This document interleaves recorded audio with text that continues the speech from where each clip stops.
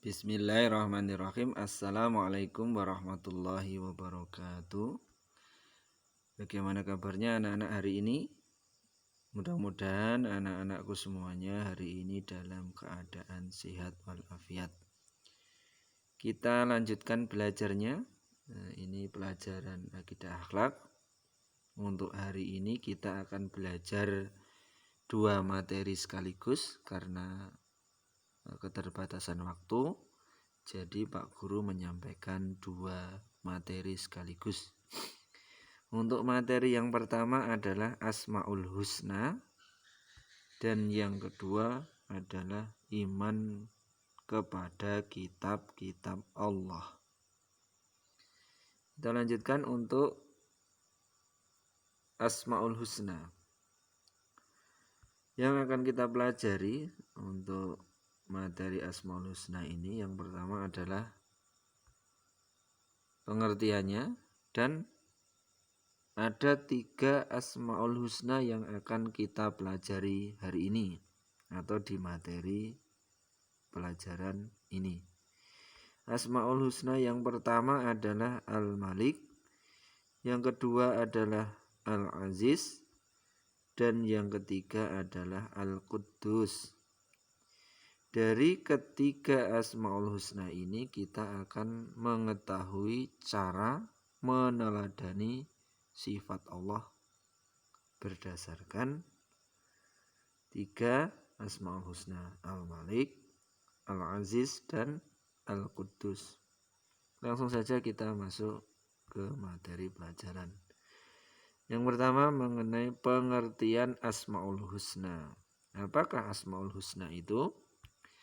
Asmaul Husna artinya nama-nama yang baik bagi Allah Subhanahu wa Ta'ala yang berjumlah 99.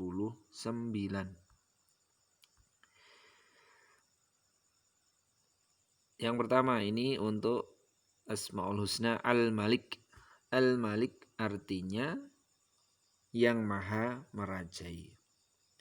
Anak-anak, Allah Subhanahu wa Ta'ala merupakan penguasa dari seluruh alam semesta ini, baik yang ada di langit dan apa yang ada di bumi, seperti kita manusia, ada tumbuhan, ada binatang, dan seluruh dunia atau seluruh bumi ini adalah merupakan kekuasaan Allah Subhanahu wa Ta'ala. Juga pun termasuk benda-benda langit. Begitu pula makhluk lain yang tidak dapat kita lihat itu juga merupakan kekuasaan Allah Subhanahu wa Ta'ala. Kemudian bagaimana cara kita meneladani dari sifat Al-Malik tersebut? Yang pertama, jangan sombong dengan harta, kekayaan, dan kedudukan karena semua itu hanya titipan Allah Subhanahu wa Ta'ala. Yang kedua, mengendalikan keinginan dan nafsu untuk hal-hal yang kurang bermanfaat. Misalkan anak-anak kepingin beli mainan yang sebenarnya mainan itu kurang bermanfaat. Jadi anak-anak dikendalikan, tidak usah membeli mainan tersebut karena kurang bermanfaat. Ketiga, selalu bersyukur dengan rezeki yang dilimpahkan oleh Allah Subhanahu wa Ta'ala. Dan yang keempat, selalu berdoa kepada Allah untuk meminta pertolongannya. Ini untuk nama atau Asmaul Husna Al-Malik. Selanjutnya kita pelajari untuk Asmaul Husna yang kedua, yaitu Al-Aziz. Al-Aziz artinya maha perkasa. Perkasa itu artinya adalah kuat. Allah itu adalah kuat atau perkasa. Kekuatannya atau keperkasaannya itu sangat luar biasa. Tidak ada bandingannya dengan makhluk di alam semesta ini. Kalau kita manusia itu mempunyai keterbatasan. Sekuat-kuatnya kita pasti kita mempunyai kelemahan, apalagi saat sakit Ya sebelum pada waktu sehat kita kuat, tetapi dalam kondisi sakit tentunya kekuatan itu akan hilang, kita jadi lemah. Jadi kita tidak apa-apanya jika dibandingkan dengan Allah Subhanahu wa taala.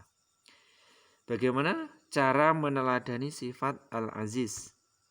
Yang pertama, memiliki sifat tegar. Tegar itu kuat dalam menghadapi segala masalah. 2, gigih dalam menuntut ilmu. Gigih itu semangat, ya, anak-anak harus semangat dalam menuntut ilmu. Misalkan ada beberapa saudara kita yang di luar Pulau Jawa sana, ya, mau sekolah saja harus berjalan berpuluh-puluh kilometer, melewati sungai, menyeberangi sungai. Mereka semangat.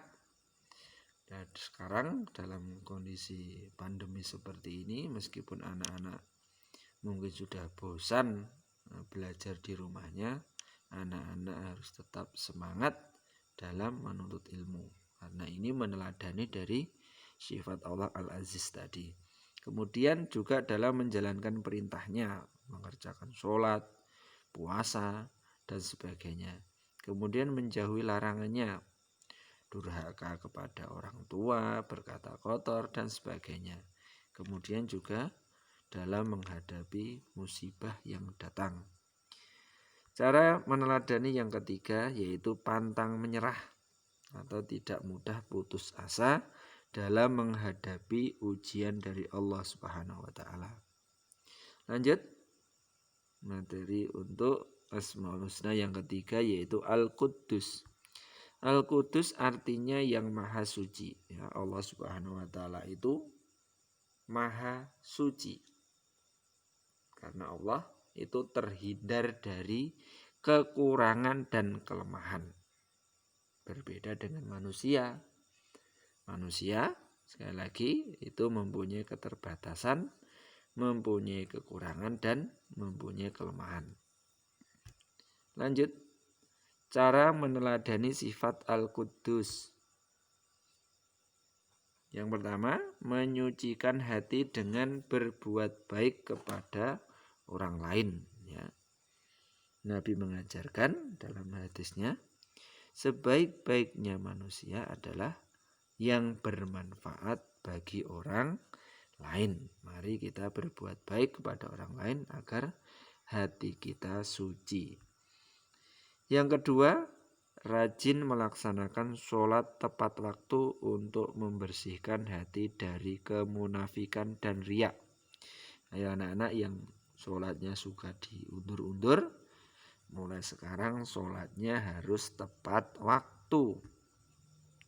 Yang ketiga, menjaga lisan untuk tidak berkata kotor. Ayo, lisan kita, ucapan kita itu harus dihindarkan dari kata-kata kotor. Lebih baik diam daripada berkata-kata yang tidak bermanfaat atau berkata kotor. Yang keempat, mengagungkan Allah Subhanahu wa taala. Dan yang kelima, bersyukur, berdoa, dan meminta pertolongan hanya kepada Allah Subhanahu wa taala. Itu tadi kita sudah mempelajari pengertian, kemudian 3 Asmaul Husna tadi. Sekarang coba, ayo kita mengingat kembali. Tadi kita sudah mempelajari, mengetahui 3 Asmaul Husna. Yang pertama tadi apa? Al-Malik. Apa arti dari Al-Malik, anak-anak? Artinya adalah yang maha merajai. Yang kedua tadi adalah Al-Aziz. Artinya apa coba? Ya, artinya adalah yang maha perkasa. Yang ketiga adalah Al-Quddus. Ayo diingat lagi, Al-Quddus tadi artinya apa? Ya, artinya yang maha suci. Itu tadi materi mengenai Asmaul Husna. Kita lanjutkan untuk materi pelajaran yang kedua, yaitu iman kepada kitab-kitab Allah Subhanahu wa taala. Dari materi iman kepada kitab kitab Allah ini yang akan kita pelajari adalah pengertian. Yang kedua adalah nama-nama kitab Allah. Yang ketiga adalah Rasul yang menerima kitab-kitab Allah. Dan yang terakhir adalah cara beriman kepada kitab-kitab Allah. Kita lanjut langsung saja untuk materinya. Pengertian. Apa pengertian iman kepada kitab-kitab Allah? Secara bahasa, iman artinya percaya. Menurut istilah, iman adalah membenarkan dalam hati, mengucapkan dengan lisan, dan melaksanakan dengan anggota tubuh. Sedangkan kitab artinya buku atau lembaran risalah. Jadi, pengertian dari iman kepada kitab-kitab Allah adalah mempercayai Allah telah menurunkan kitab-kitabnya kepada para nabi dan rasul agar dijadikan sebagai pedoman hidup untuk meraih kehidupan yang sejahtera di dunia dan akhirat nanti. Iman kepada kitab Allah merupakan bagian dari rukun iman, yaitu rukun iman yang ketiga. Ya, sekarang nama-nama dari kitab Allah dan Rasul yang menerimanya. Coba sebelum kita lanjutkan, kitab Allah yang wajib kita imani ada berapa jumlahnya anak-anak? Ya, jumlahnya ada 4. Apakah itu? Apa sajakah itu? Yang pertama adalah Taurat. Taurat oleh Allah diturunkan kepada Nabi Musa alaihi salam.